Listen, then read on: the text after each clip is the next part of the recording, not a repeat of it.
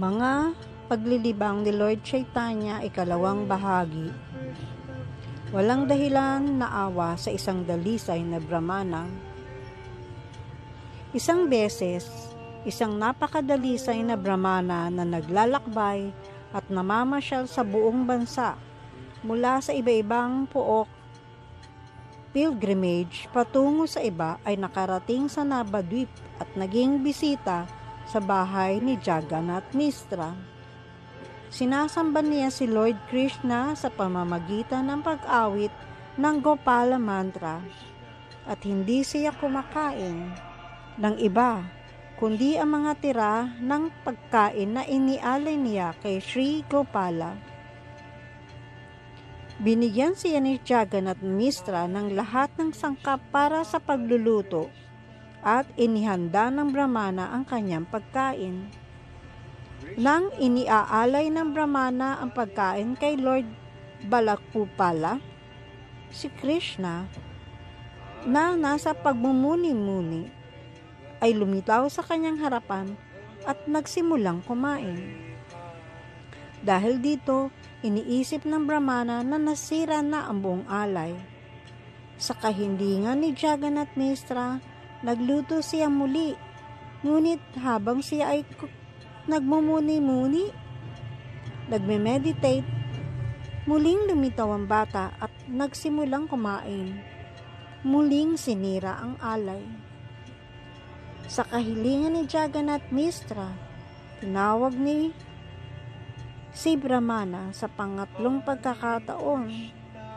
Ngunit sa pagkakataong ito, ang bata ay nakalak na sa isang silid.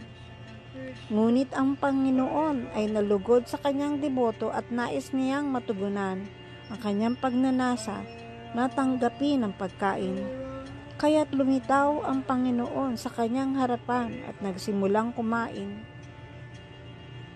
Habang pinapatulog ang lahat, labis na nabahala ang Brahmana at iniisip niyang hindi nais ni Lord Balagopala na tanggapin ang kanyang pagkain at kaya't siya ay nagpasya na magpasting na lamang, mag-ayuno.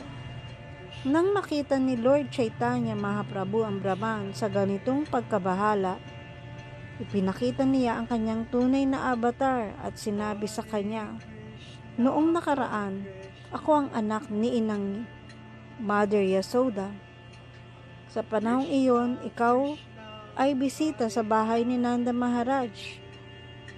At ako ang nag-abala sa iyo sa ganitong paraan. Labis akong nalulugod sa iyong debosyon. Kaya't kinakain ko ang pagkain na iyong inihahanda." Naunawaan ang biyayang ibinigay sa kanya ng Panginoon, labis na natuwa ang Brahmana at nahulog sa pagmamahal kay Krishna. Pinasalamatan niya ang Panginoon dahil naramdaman niyang siya ay labis na mapalad. Pagkatapos sinabi ng Panginoon sa Brahman na huwag ipaalam ang insidente sa sinuman. Ang Brahmana ay masayang sumayaw, umawit, tumawa, at gumawa ng malalakas na tunog. Lahat ng kapurihan kay Lord Balagopala.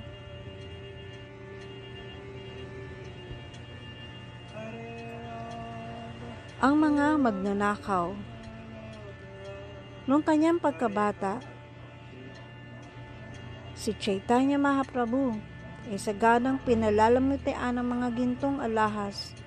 Isang beses, habang naglalaro ang Panginoon sa labas ng kanilang bahay, dalawang magnanakaw na dumaan sa kalye ang nakakita ng pagkakataon na nakawin siya.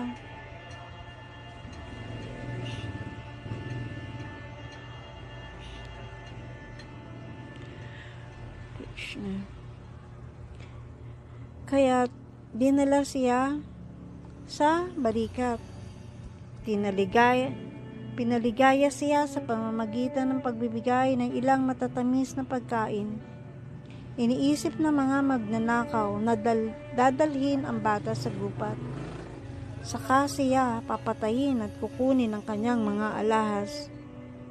Pagkatapos, pinalawak ng Panginoon ang kanyang ilusyonaryong enerhiya na sa halip na dalhin siya sa gubat, bumalik sila sa harap ng kanyang bahay. Patuloy nilang ginawa ito ng ilang beses pa. Nang mapagtanto nila ito, natakot sila dahil lahat mula sa bahay ni Jagannath Mishra at ang mga tao sa paligid ay abala na sa paghahanap sa bata. Kaya't iniwan ang mga magnanakaw at inisip na delikado na ito. Ang bata ay dinala pabalik kay Inang Sachi na labis na nagalak at naging kontento. Isang beses sa Ekadasi, sa bahay ng isang pandita, nagkaroon ng mga paghahanda para sa paggawa sa espesyal na prasadam para kay Lord Vishnu.